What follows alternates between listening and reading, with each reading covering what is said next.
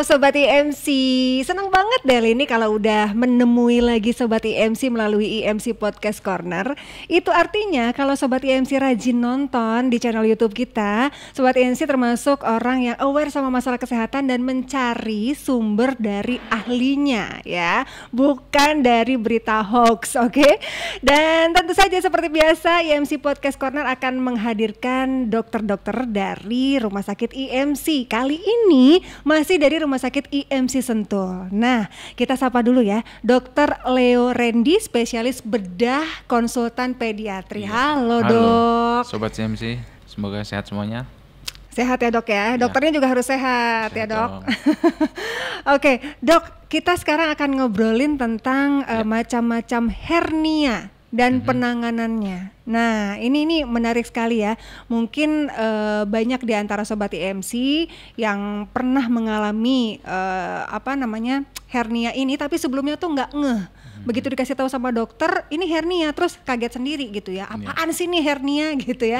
Nah, mungkin sekarang kita jawab dulu pertanyaan yang ada di kepala Sobat IMC nih. Hernia itu apa, Dok? Ya, hernia mungkin dikenal di awam lebih sering dikenalnya turun berok. Turun berok. Nah, jadi hernia ini ada banyak macam. Artinya hernia itu ada organ yang di dalam satu ruangan, lalu dia keluar dari ruangan tersebut melalui tempat yang lemah, keluar dari tempat yang seharusnya, lalu biasanya bisa terjepit di sana. Yang paling sering diketahui adalah turun berok tadi. Itu hernia di area inguinal, di lipat paha. Jadi usus yang di perut ini turun dengan tidak semestinya melalui jalan yang juga tidak semestinya ada, menuju ke arah kemaluan, ke kantung zakar kepada laki-laki, kalau pada perempuan ke arah bibir kemaluan luar. Gitu. Oke, sebelum kita membahas lebih dalam lagi tentang terutama hernia inguinal ya, Dok ya. Ada berapa jenis lagi, Dok? Posisinya tuh di mana lagi, Dok? Di seluruh tubuh ini semua yang bisa keluar jalur dan itu bisa saja disebut hernia. Bisa hernia di otak, batang otak, hernia tulang belakang, hernia nucleus pulposus, hernia diafragma, batas antara dada dan perut, hernia umbilikus di perut, di pusar. Ya mungkin orang sering kali bilang bodong gitu. Kadang-kadang itu juga ternyata hernia umbilikus. Kadang-kadang ya, bukan berarti semua yang bodong hernia ya. Terus hernia inguinal yang paling sering ini yang dilipat paha ke arah kemaluan. Bisa pada laki-laki maupun perempuan, bisa sisi kanan maupun sisi kiri. Lipat paha itu maksudnya di sini, Dok? Itu belakang lutut itu. Selangkangan ya? Iya, jadi di dekat tulang kemaluan bawah pusar sebelah kanan ya, atau sebelah kirinya. Jadi di situ ada jalur kalau pada laki-laki dulunya buah zakar itu tidak langsung ada di dalam kantung zakar, tapi awalnya waktu masih dalam kandungan ada di dalam perut, lalu perlahan-lahan turun ke bawah melalui jalur atau terowongan namanya kanalis inguinal, yang seharusnya setelah buah zakar itu mencapai kantung zakar di bawah, terowongan tersebut menutup sempurna. Kalau tidak menutup sempurna, saat bayi pun sudah langsung terjadi hernia. Saat dia menangis langsung menonjol di situ dan ususnya makin lama makin turun ke arah kantung zakar gitu. Oke. Jadi kalau hernia inguinal ini, Dok ya, yang akan kita pertajam lagi nih, Dok, pembahasannya. Ini biasanya terjadi pada anak baru lahir kah, balita kah, atau memang yang sudah dewasa juga bisa aja gitu loh? Iya. Jadi bisa pada usia anak maupun dewasa tua lanjut usia. Semuanya bisa mengalami ini. Kalau untuk yang anak-anak dan bayi, itu karena kelainan bawaan tadi selama masa perkembangan tidak menutup sempurna, sehingga ada titik lemah di situ yang menjadi jalurnya keluarnya hernia inguinalnya tadi. Ususnya biasanya usus yang turun ke bawah. Oke, kalau bawaan dari lahir ini berarti ada kemungkinan penyebabnya dari ya mungkin orang tuanya, misalnya ya, Dok ya, namanya juga kita kan orang awam gitu ya, Dok ya, salah makan kah misalnya gitu, atau apa penyebabnya, Dok? Iya, kalau secara genetik atau obat-obatan itu agak kurang tidak terlalu jelas penyebabnya, tapi yang pasti selama perkembangan tadi, penurunan buah zakar tadi tidak sempurna atau terlambat menurun, sehingga juga terlambat menutup juga saluran yang dia bekas lewati, gitu, sehingga itu menjadi titik lemah. Oke. Bisa terjadi saat bayi maupun baru akhirnya terbuka jebol saat nanti Dewasa. sudah dewasa. Ya. Oke, jadi bukan hanya anak bayi aja nih ya dok ya, bukan cuma bawaan aja nih hernia ini ya. Iya. Jadi kalaupun nanti saat sudah dewasa, misalnya memasuki usia remaja, usia dewasa bahkan sampai usia lansia nih sobat IMC, bisa saja terjadi penjebolan itu ya dok ya. Bisa saja. Sehingga akhirnya terjadilah hernia inguinal ini. Oke, nah ciri-cirinya dok, bagaimana kita mengenali si hernia ini dok? Awalnya dirasa tidak nyaman atau nyeri atau kalau bayi rewel, lalu ada benjolan, tonjolan di area lipat paha, lalu makin lama benjolannya semakin jelas menonjol mengarah ke kantung zakar atau kalau perempuan ke bibir kemaluan luar. Awalnya bisa hilang lagi seiring anaknya istirahat, tidak lagi menangis, tidak lagi mengejan, dia kembali isi hernianya itu kembali ke dalam perut. Tapi makin lama akan semakin banyak yang turun dan bisa berpotensi tercekik di jalur tadi, jalur sempit tadi. Jadi itu kondisi yang buruk karena usus yang turun akan vitalitasnya terganggu, pasokan darahnya, sehingga terjadi namanya kondisinya strangulasi, strangle, tercekik gitu. Nah itu bisa menyebabkan pembusukan atau kematian jaringan di usus yang turun tersebut. Nah kalau sudah mati, usus tersebut bisa pecah dan keluar tinja dan menyebabkan infeksi yang berat, mengancam jiwa. Penanganannya pun jadi lebih kompleks operasinya gitu. Oke, nah kebetulan nih saya juga pernah nih dok menemukan kasus ini nih dok ya. Ada salah satu anggota keluarga umur 9 hari bayinya laki-laki, waktu itu terjadi tonjolan di area yang tadi dokter sebutkan gitu ya. Dan akhirnya harus dioperasi tapi harus menunggu usia 2 tahun. Dan di saat usianya 2 tahun itu kondisinya itu dia tuh ada di dalam perut gitu loh dok, yang harusnya ada di buah zakar, kondisinya ada di dalam perut. Kurang lebih seperti itu ya dok ya? Ya bisa saja. Yang intinya memang gejalanya memang ada benjolannya di lipat paha. Tapi sebaiknya memang harus ditanganinya segera, bukannya menunggu sampai umur sekian. Tidak ada patokan umur begitu. Walaupun ini masih bayi kecil sekalipun, kalau memang dia yakin ini adalah hernia, itu harus diperbaiki sesegera mungkin. Kalau kondisinya strangulasi yang tadi tercekik, itu justru darurat operasinya, harus hari itu juga. Jadi ada operasi darurat, ada operasi yang mungkin bisa dilakukan, bisa ditunda atau dijadwalkan. Oke, kondisi seperti apa nih dok? Untuk kondisi yang sudah strangulasi, yang terjepit dan tidak bisa kembali, benjolannya nyeri, merah, demam, mual, muntah, ada gejala gangguan hambatan pencernaan, itu harus segera untuk menyelamatkan usus yang terjepit tadi.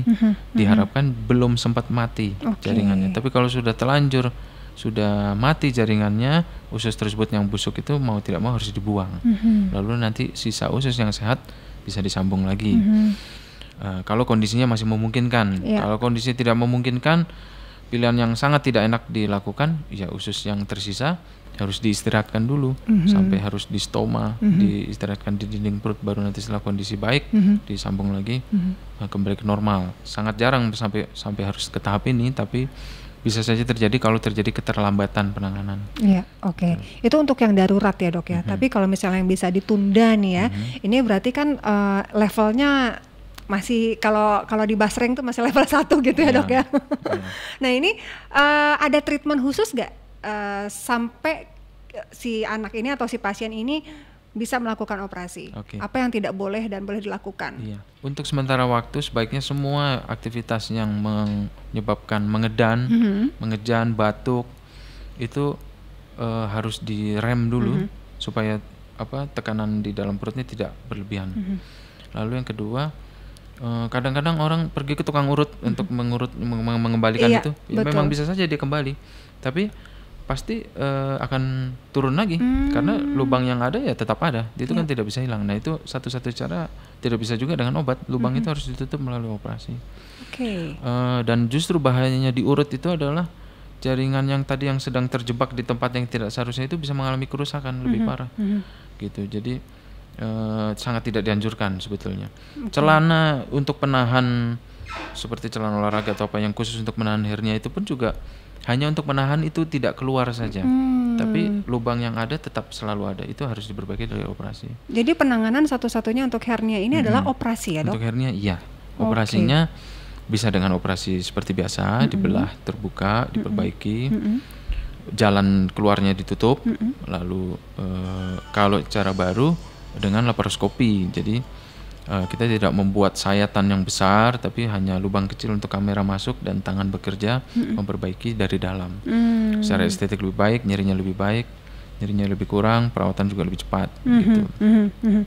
Setelah operasi ini dok, ya setelah operasi ini akan bisa kambuh lagi gak? Balik lagi atau enggak? Atau bisa sembuh total? Ya, seharusnya bisa sembuh total, tapi juga ada kemungkinan bisa kambuh lagi. Karena bagaimanapun juga struktur di daerah tersebut tidak sekuat struktur yang orang yang tidak hernia. Sehingga batuk-batuk, semua gejala aktivitas fisik yang terlalu berat, mengedan itu harus di rem dulu untuk selama masa pemulihan setelah operasi. Dan kedepannya bila ada sakit tersebut, batuk, pilek, batuk yang sesak, asma gitu, itu juga harus segera diobati. Misalnya pada orang tua laki-laki juga itu banyak yang gejala prostat, kencing bermasalah, tersendat, itu juga harus diperbaiki karena kalau tidak akan terjadi kekambuhan di sisi yang sama atau malah di sisi sebelahnya bisa saja. Ya. Gitu. Tapi ada efek jangka panjang nggak sih dok? Takutnya nih ya dok ya, yang namanya orang tua gitu ya dok ya. Ketika tahu anaknya hernia terus harus operasi, aduh khawatir nih nanti pas udah gedenya misalnya ada terjadi gangguan masalah seksual lah, metabolisme lah, seperti itu. Ada hubungannya nggak dok? Sebetulnya tidak ada. Ini memang kebetulan terjadinya di daerah area kemaluan, dekat-dekat kemaluan, tapi ini tidak berhubungan dengan organ seksual sebetulnya. Jadi ini murni jalur saluran cerna saja. Selama ususnya masih sehat, ataupun kalau busuk bisa diperbaiki, ya dia akan kembali normal. Untuk jalur reproduksi organ seksual sebetulnya tidak terpengaruh, nggak ada hubungan.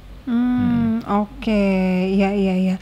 Waduh, ini seru juga ya Sobat IMC ya, membahas tentang masalah hernia dan penanganannya. Oke, satu lagi nih dok, kalau misalnya tadi kan dokter bilang nih setelah melakukan operasi atau treatment sebelum melakukan operasi itu sebaiknya jangan melakukan kegiatan yang berat gitu ya. Kalau itu jaraknya tuh berapa lama dok? Maksudnya setelah operasi itu berapa lama dia tidak boleh mengangkat yang berat-berat misalnya atau melakukan aktivitas yang berat? Apakah kalau sudah dewasa dia tetap harus aware sama hal ini? Iya, ya kira-kira ya 1 bulan setelah operasi atau 1-2 bulan setelah operasi itu dianjurkan untuk istirahat yang cukup, jangan berlebihan dulu. Gitu. Satu lagi tips untuk ibu-ibu yang supaya ini bisa dideteksi dini itu saat paling baik itu misalkan saat memandikan bayi itu dicek di seluruh badannya, di seluruh sampai ke area kemaluan situ. Bila mulai ada tonjolan atau yang aneh-aneh ya segera diperiksakan. Gitu.